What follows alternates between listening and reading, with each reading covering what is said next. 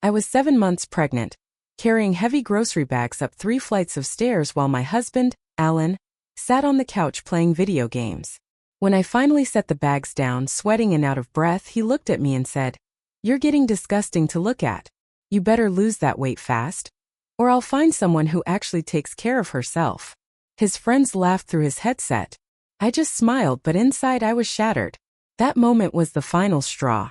For years I had ignored the red flags, but this blatant cruelty made me see Alan for who he truly was. I left that night, staying in a hotel while I figured out my next steps. Alan and I had been together for 5 years, married for 3. We met during community theater. He was the charming lead and I worked on costumes. He swept me off my feet with his charisma, but after I got pregnant, his true colors began to show. He spent more time gaming with his friends than helping around the house, dismissing my needs with excuses like, "Men process things differently." The pregnancy was rough.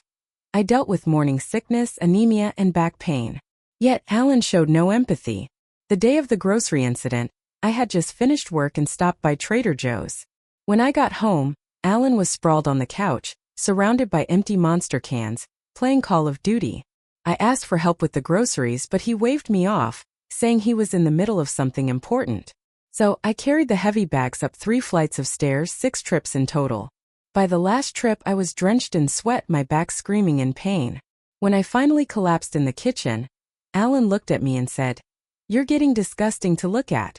Lose the weight fast, or I'll find someone else." His friends laughed through his headset. Instead of crying, I smiled, kissed his forehead, and said I needed a shower. In the shower, I let myself cry, not just sad tears but angry tears. I realized this wasn't new behavior. It was who Alan truly was.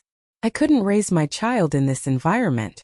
I packed my hospital go bag, grabbed my important documents, and left. I called my sister, and who came to help me figure things out. Alan called twice, not to ask where I was, but to ask where the leftovers were in the fridge. Over the next few weeks, I planned my escape. I kept a detailed journal of Alan's behavior, recorded his verbal abuse, and moved money from our joint account to my private one. I discovered he had opened a credit card in my name, racking up $5,000 in debt for his gaming setup. I reported the fraud and gathered all important documents. With Anne's help, I found a small ground floor apartment and signed the lease. I slowly packed my belongings, pretending everything was normal. Alan's behavior worsened. He invited his gaming friends over, made me order pizza while I was in pain, and criticized me constantly. One night, after his friends left, Alan tried to initiate sex. When I said I was exhausted, he replied, "Come on, it's not like you need to do anything. Just lie there like you usually do." I went to the bathroom and cried, reminding myself I only had to endure this a little longer. My plan was to move out when Alan went to his parents' place for his dad's birthday.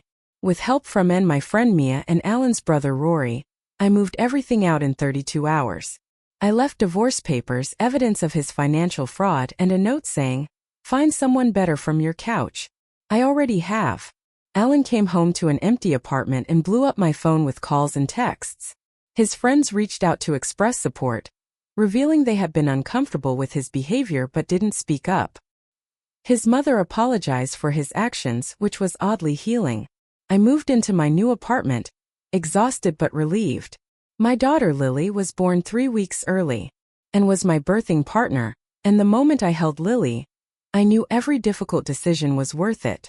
Alan has seen Lily twice since her birth, canceling the last 3 visits. He continues to play the victim, claiming I stole his daughter and money. But I've documented everything, and my lawyer has helped me secure primary custody and child support. Physically, I've healed from birth, though my body is different now.